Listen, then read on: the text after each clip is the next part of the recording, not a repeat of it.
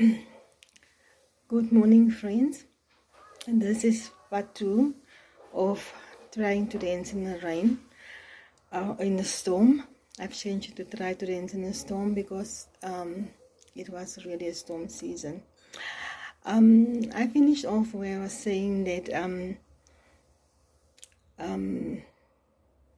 the tragic thing happened. Well, it was the day, the 20th, the 21st. She wasn't picking up a telephone. We tried to call all night. She didn't pick up a telephone. I started suspecting that something is off because it is not like would not call a child and or even us not answering. She's all by herself. Couldn't sleep. That night I called people that I know in Virginia. Please just check. You know that the funniest thing of this whole story was the irony. The irony about it is the flats, the places where she stayed was opposite the street of the police station. I thought that would be a little bit safe because it's just across the road from the police station. It's like in a suburb across the road, not even, it's just there. And anyway, so I thought it would be safe. So we start calling, we call friends, people that we know, please go look. Nobody comes back to us. And then we decided, no, we should go. We must go and find out and look for ourselves and see what's going on. So on the 22nd, we drove through to Virginia. I was praying the whole way. We were four in the car, and I was saying, I was praying and I was begging God, and I even talked about the Shamanite woman in how she went and she fetched the prophet Elijah to come, and he sent Gehazi, and he comes and it couldn't help, and then that person comes, Elijah had to come and then to lie on the boy, and the boy's life was safe. And I asked God, if that is now a Shamanite case, Father God, this is one of those. I want a Shamanite a miracle. I was adamant in my praying. I was like, I want the Shamanite miracle, nothing less, nothing. This is what I want. Because while we were driving, I had a cousin who's working in the police, and I asked her, please find out what's going on because nobody's answering us. And she just said, hurry. She got very hurry. And then she asked to speak to my husband, and she said he must pull over. And then I knew it was the worst. And that's when I started praying and interceding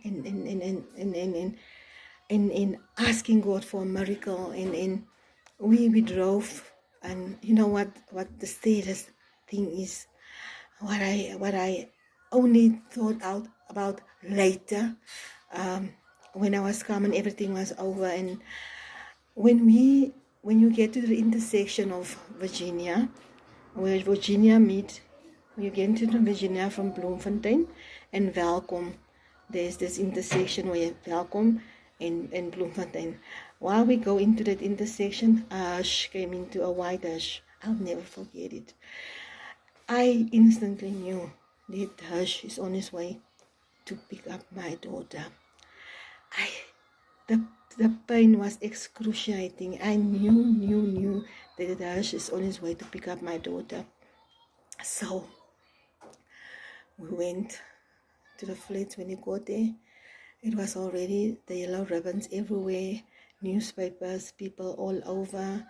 But the body was still inside the house, because this thug took the key. He locked the inside.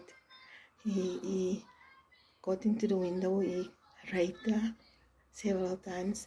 He took he killed her. 13 cuts, all her veins he cut off. He made sure that she was dead. And it was terrible. And then he locked her inside. He took her car and he drove off. The reason they know that it was him, the reason that they caught him so quickly, because there were some technical problems with the car.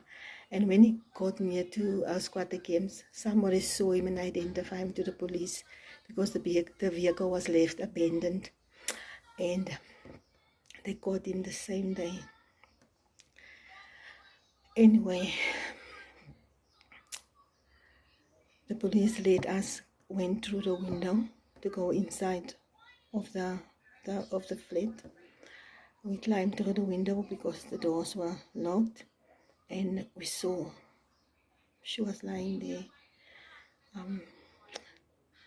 almost naked, which is a neck that she owned, but naked and blue all over. You could clearly see that she was raped. And my son took a blanket and he covered her in. I was like, I took her in my arms and I whispered in her ear, Helen, it's mommy, if you can hear me, I love you, and if you want to hold on, please hold on. I'm here, we are here now. If you can hear me, we are here now. I love you.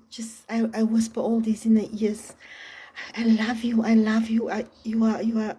You are my baby girl, and I'm so sorry that this happened to you. And camera people, the newspapers, they tried to. I don't know if they did, but I was like adamant, no papers in the newspaper. I don't want no interviews with the media. I don't want anything with the media at that point in time, because I feel like I don't want any news or highlights or media circus around our pain. It is private. It is our thing. It's private. It's not. People won't have the same feelings about it. Yes, they will have feelings, but they won't feel the pain and the brokenness that we feel at that moment. So for me, no.